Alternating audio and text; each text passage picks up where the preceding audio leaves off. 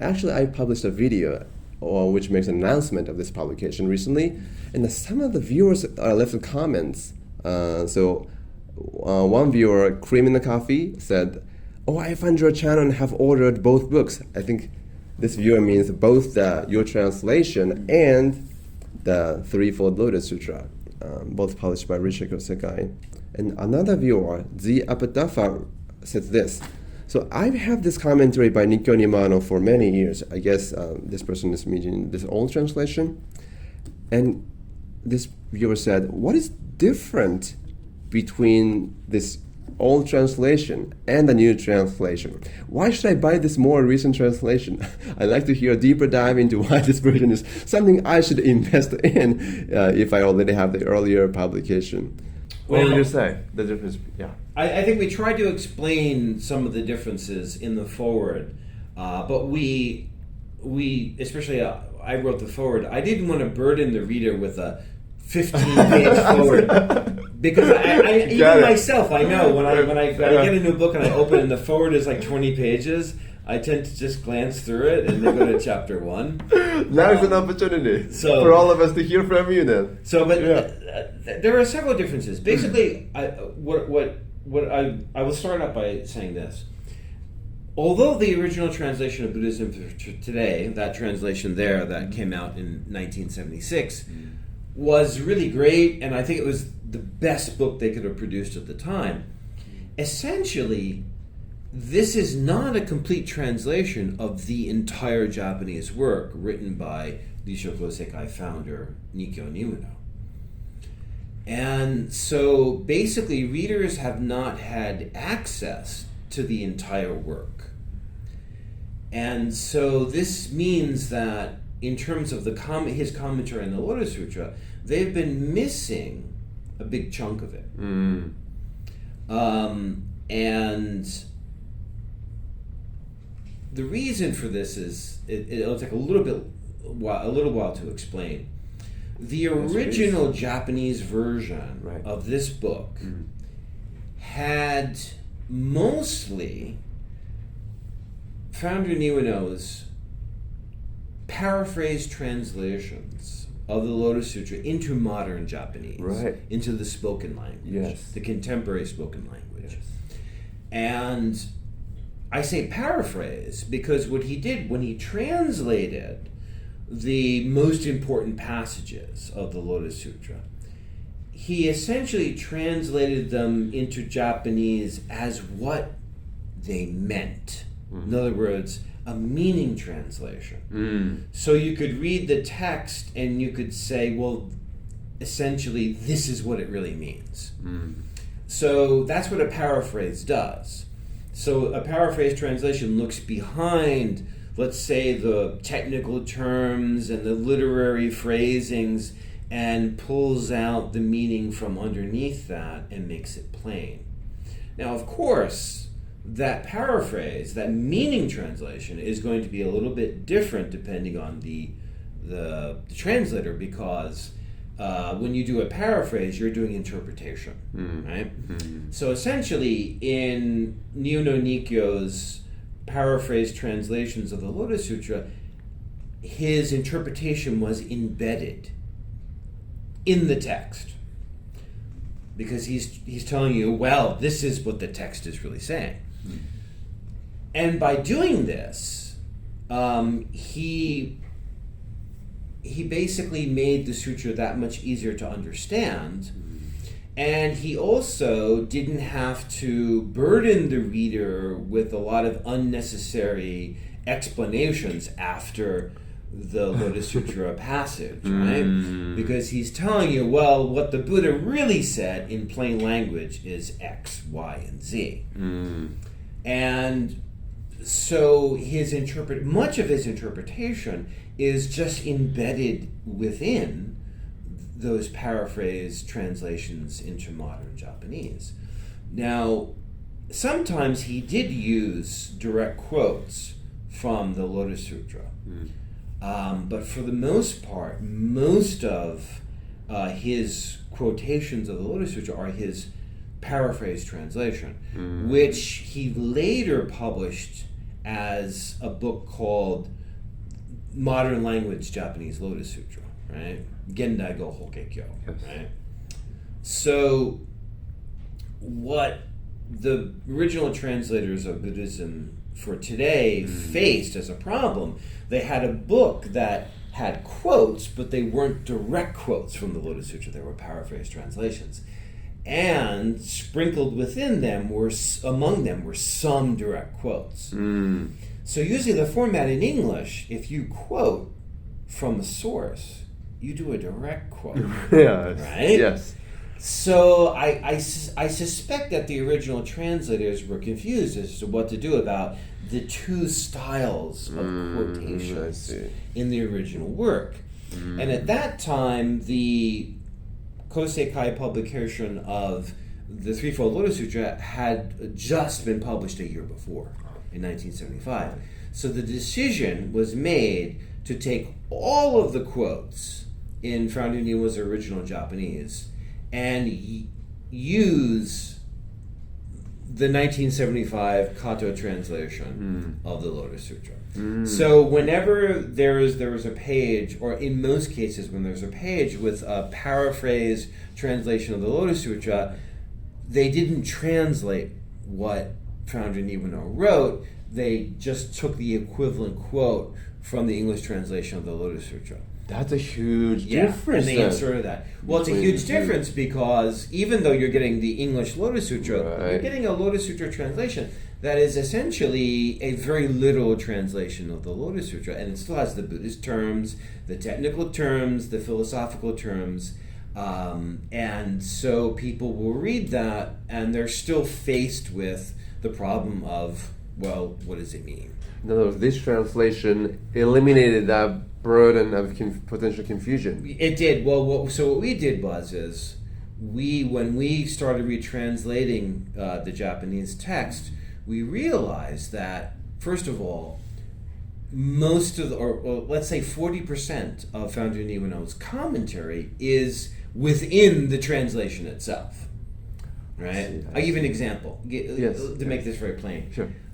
A lot of people will say that, for example, the Lotus Sutra doesn't actually have the word Buddha nature in the the Kumarajiva Kumarajiva translation, and that's true.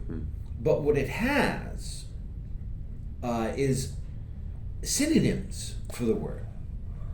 So if you're knowledgeable, you spot these words in the text, and you know that in the case of various other sutras, this same word was translated as Buddha nature. So you know there are synonyms in there, right? You know that.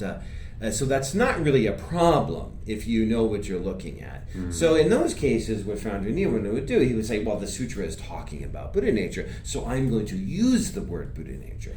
And so you will see in his paraphrase translations the word Buddha nature is used. Right. Now, and because that's the interpretation. It's not only Founder Niwa's interpretation. In many cases, these are interpretations of those passages that go back, to the 5th century, 6th century in China. Yes. So it's not something that, Founder Niwa has just entirely created on his own.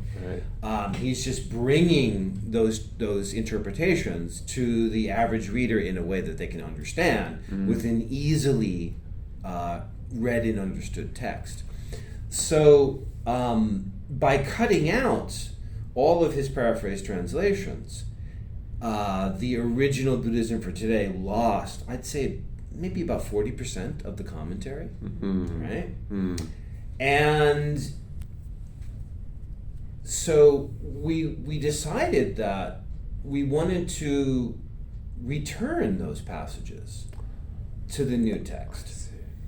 And so essentially, and that was a tall order, because essentially it requires you to retranslate the most critical passage of the Lotus Sutra, right? The ones that he's talking about in this book. Yes. But we're doing it from his Japanese colloquial, spoken language, essentially, translation. And what we compared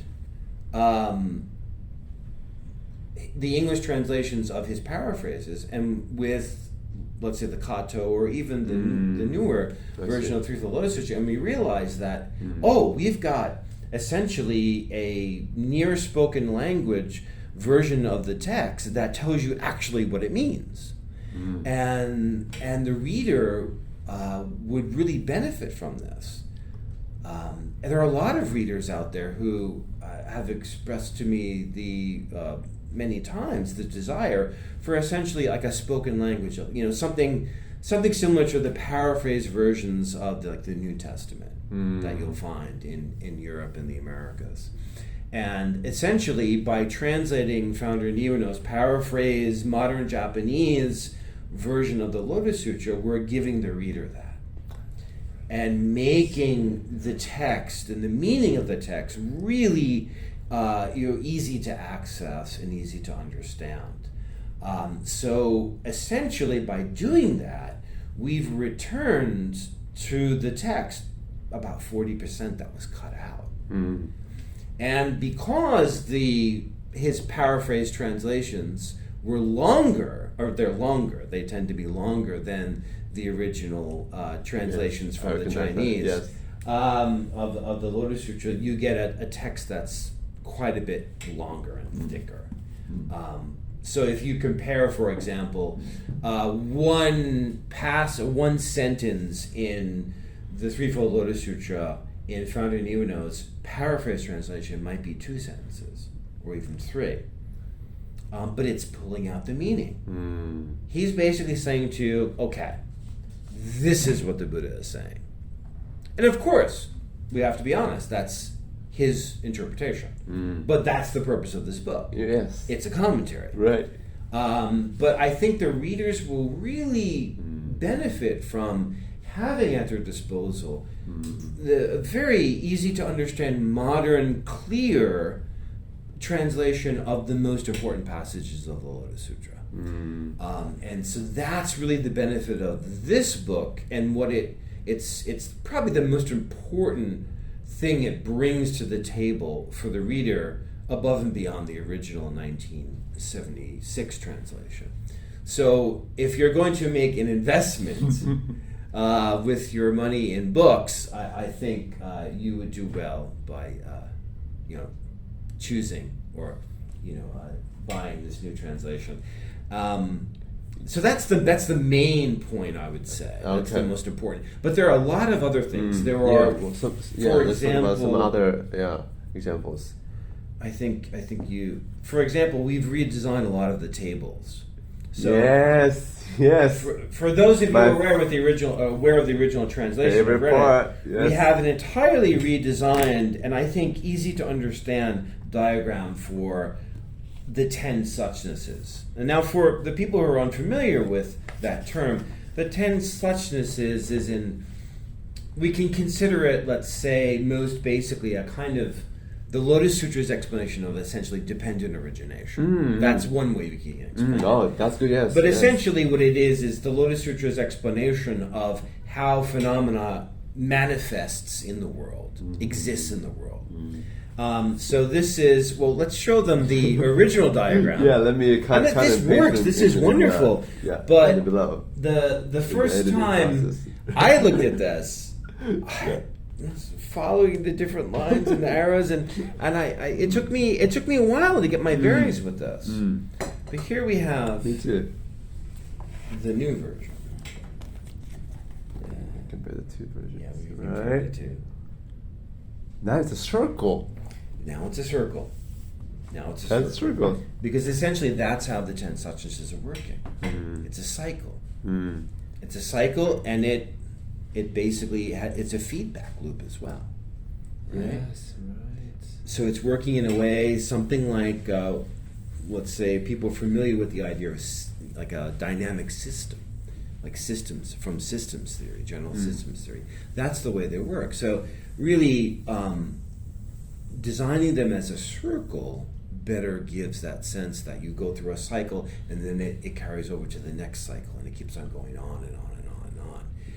Right. And this way that the 10 suchnesses influence each other and can go in a cycle is also part of essentially what is their emptiness, right? Yes. Because they're conditioning each other. Yes. And so it really establishes the understanding that the 10 substances are, very much in accord with, the heart of Buddhist teachings of dependent origination, and also, the emptiness or the lack of inherent existence, right, yes. in phenomena. Yes. So that was, I think, this will help people understand the 10 substances, which was very important, especially to Disho kosei-kai practice. And there are some other, let's see.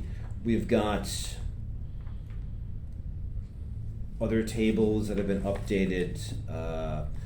Our explanation on what is called our table of the 10 realms. Oh, yes. The 10 realms of existence. Readers may be familiar with the 6 realms of existence. Right, which chapter is that? This is it's chapter 7. It's on page 153. Just 7, okay.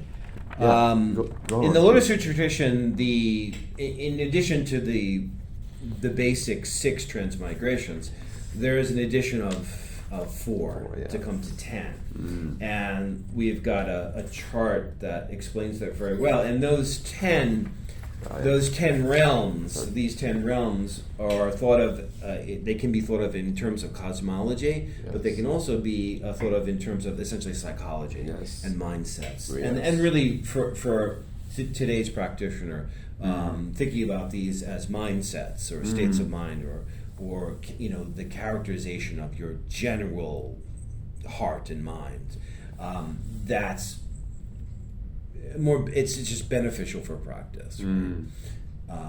And this also plays into using the 10 substances as a system of dependent origination to identify the causes of suffering and then develop a proactive plan of practice to be the path to the extinction of suffering, right? So understanding things like the 10 realms and the 10 substances is really important.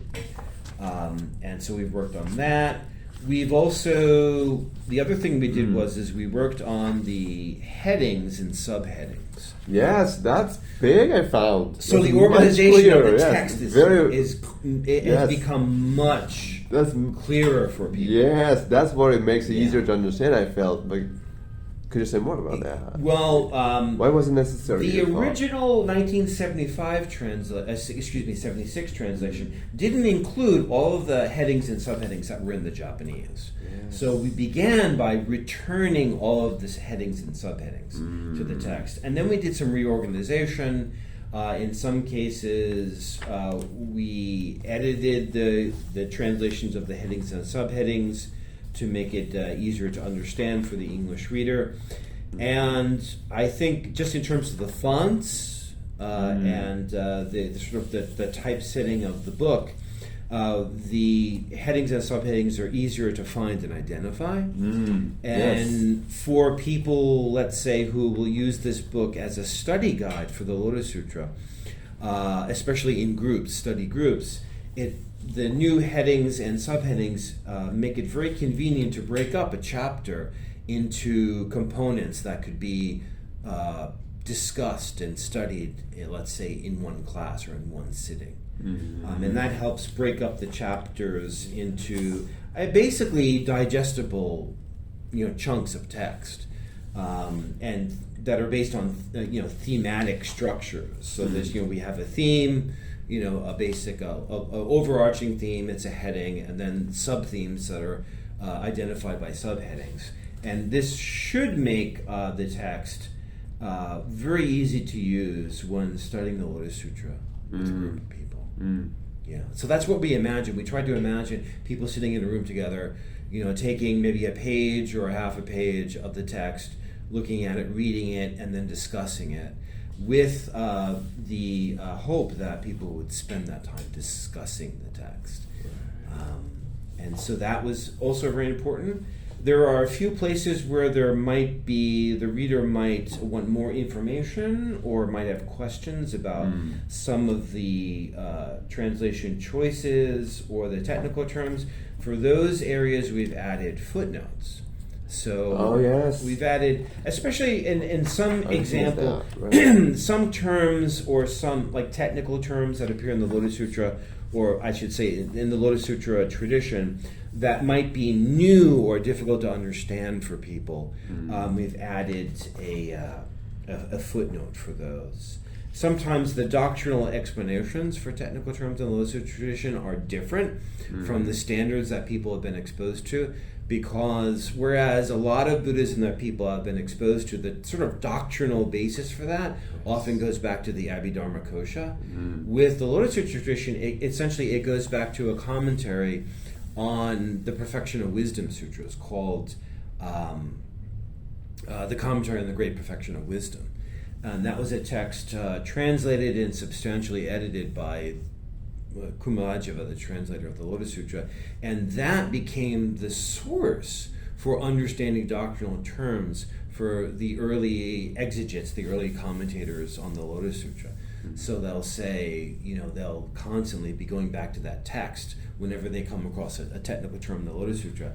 So that commentary on the Great Perfection of Wisdom is a different doctrinal lineage, than the Abhidharma Kosha.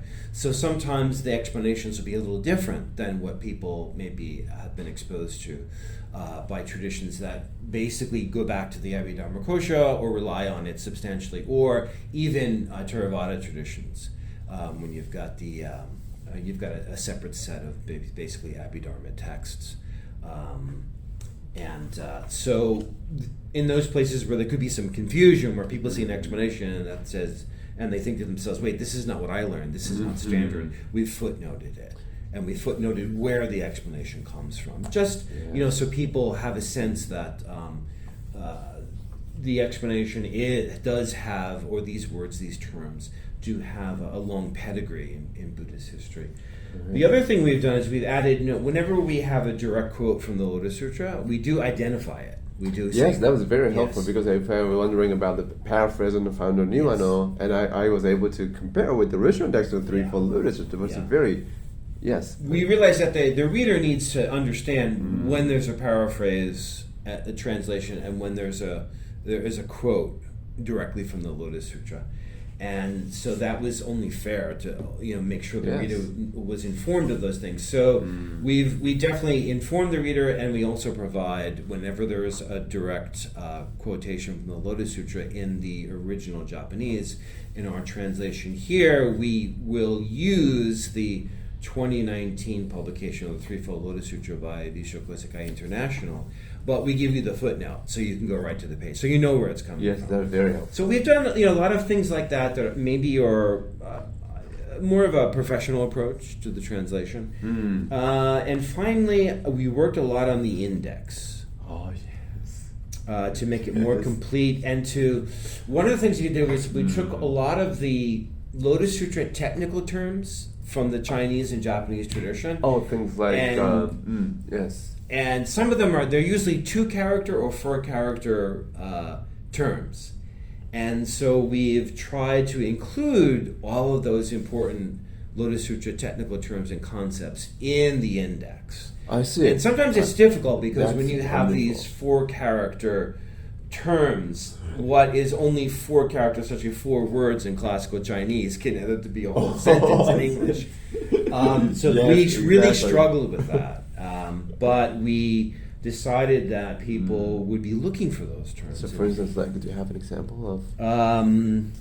Not right off the bat, but I'm trying to think of. We've got. Let's see. There's so many terms here.